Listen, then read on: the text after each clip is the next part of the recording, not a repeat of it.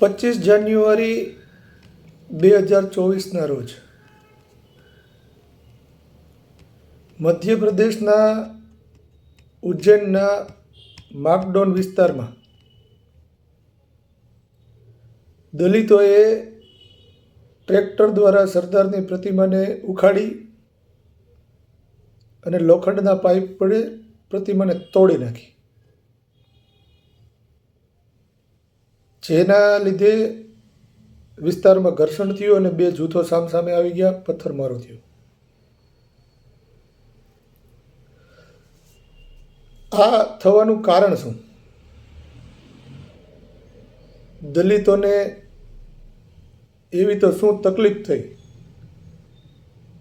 કે સરદાર સાહેબની પ્રતિમા એણે ત્યાંથી ઉખાડી તોડી નાખી? મુદ્દો એક જ સામાન્ય હતો. ગામના મંડી ગેટ અને બસ સ્ટેન્ડની વચ્ચેની જગ્યા ખાલી હતી. ત્યાં આ દલિતો બાબા સાહેબ આંબેડકરની પ્રતિમા મૂકવા ઈચ્છતા હતા અને પાટીદારો સરદાર વલ્લભભાઈ પટેલ સાહેબની પ્રતિમા મૂકવા ઈચ્છતા હતા. જેમાં 24 તારીખે રાત્રે જ સરદાર પટેલ સાહેબની પ્રતિમા સ્થાપિત થઈ ગઈ અને આ વાત દલિતોને ન ગમી. એટલે દલિતો ટ્રેક્ટર લઈને આવ્યા, સરદાર સાહેબની પ્રતિમાને ઉખાડી લોખંડના સળિયા વડે તોડી અને જેમાં બંને જૂથો વચ્ચે મારામારી, પથ્થરમારો થયો, વાહનો તૂટ્યા, ઘણું બધું થયું. હવે કહેવાનું એ છે કે સરદાર સાહેબ અને આંબેડકર સાહેબ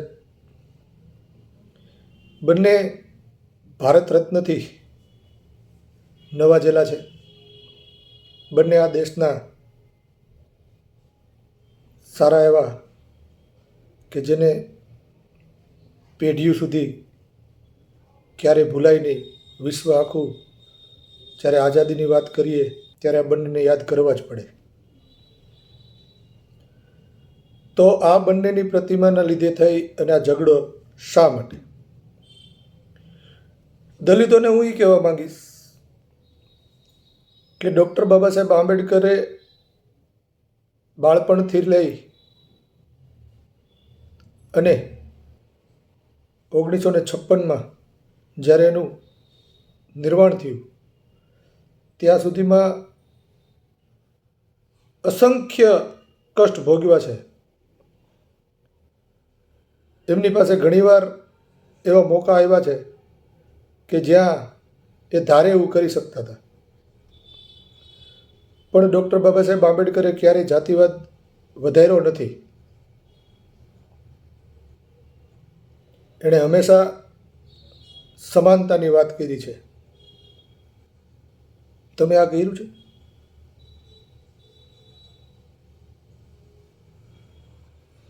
સરદાર વલ્લભભાઈ પટેલ 1928માં બારડોલી સત્યાગ્રહ વખતે એવું કીધું હતું